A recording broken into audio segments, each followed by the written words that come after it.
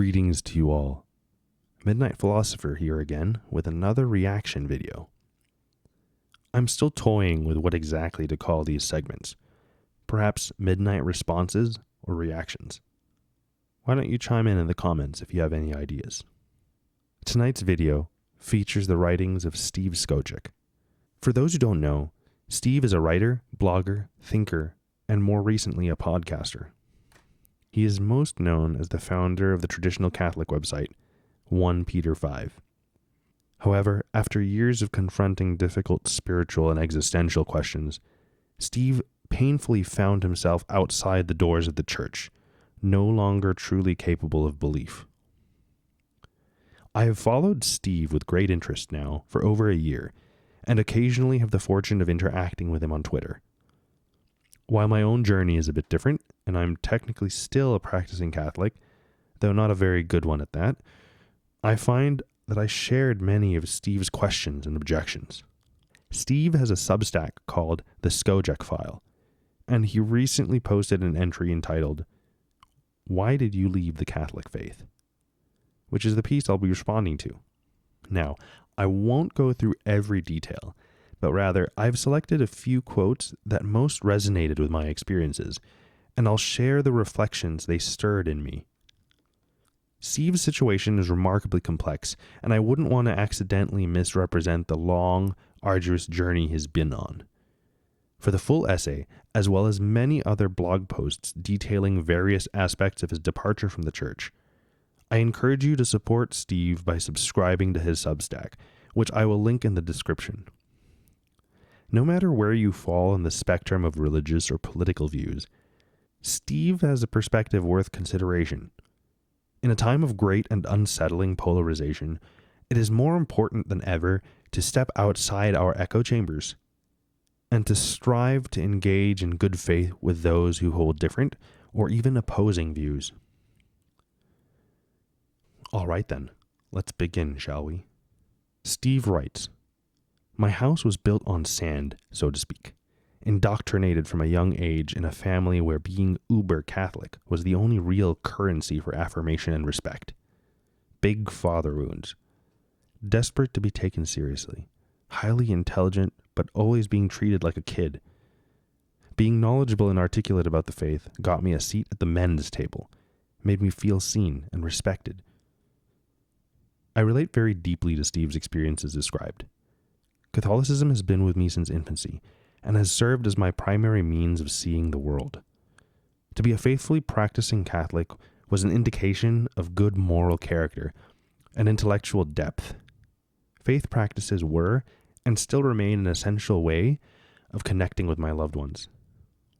Now, as a very anxious human being in his 30s, confronted with hard life questions, though I don't often find the church's official answers compelling, I still cling at the very least to the external practice of religion, if only because I couldn't bear breaking my mother's heart by leaving, or dishonoring my father's dying wish that I keep the faith, though I am doing a mediocre job at best. On the topic of father wounds, oh boy, that's a doozy. I loved my papa profoundly, and have no doubt that he loved me as well. But in the more than 30 years that I was blessed to have him around, I was also cursed to witness how a hardliner version of Catholicism stunted his intellect, exacerbated his internalized traumas, and hindered some of his best emotional and ethical instincts. After his death, it became even more apparent to me that while there is much to respect and celebrate about the Catholic faith, the best parts of my father came more from his big heart and less from particular religious beliefs or practices, which at times could even be harmful. Looking at the world around me, it is clear that while religion often affords people a measure of credibility, it most certainly is not a guarantee of good conscience. Returning now to Steve's words. But I was never Catholic because I loved it, and I had come to the conclusion that it was correct. Instead, I backfilled. Lots of post hoc thinking. I was Catholic, and that was the most important thing, so I had to find reasons to justify why I was Catholic, and I was pretty good at that.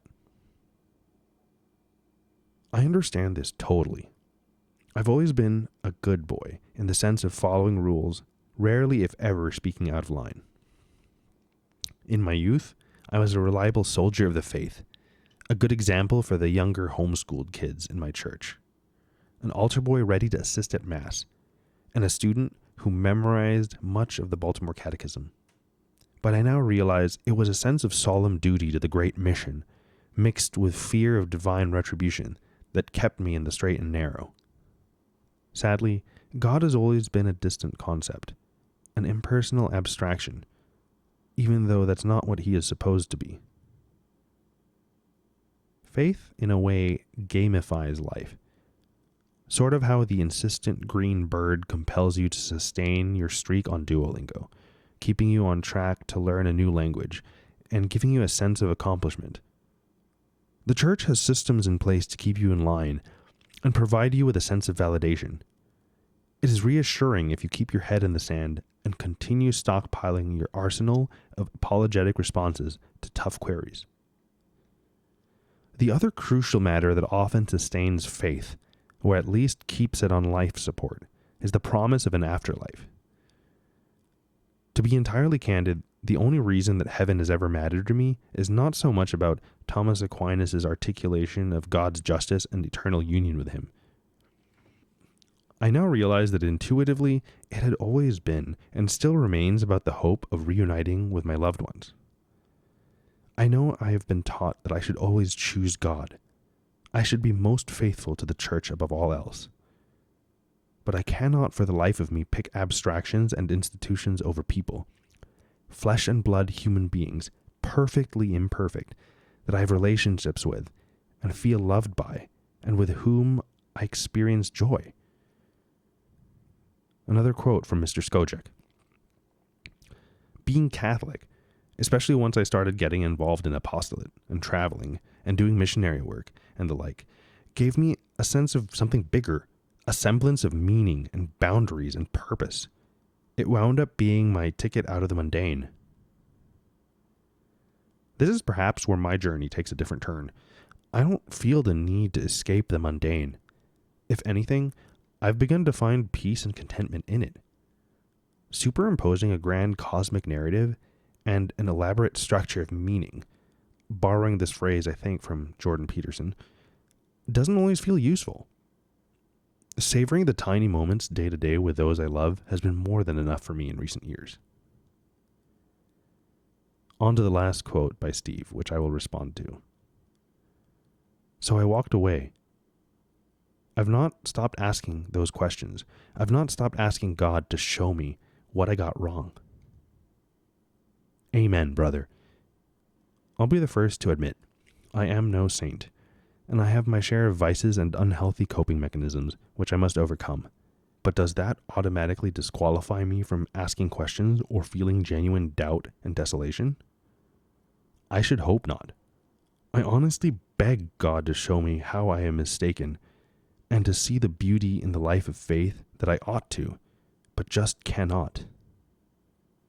Practically, traditional Catholicism offers a robust moral system and defends useful social structures.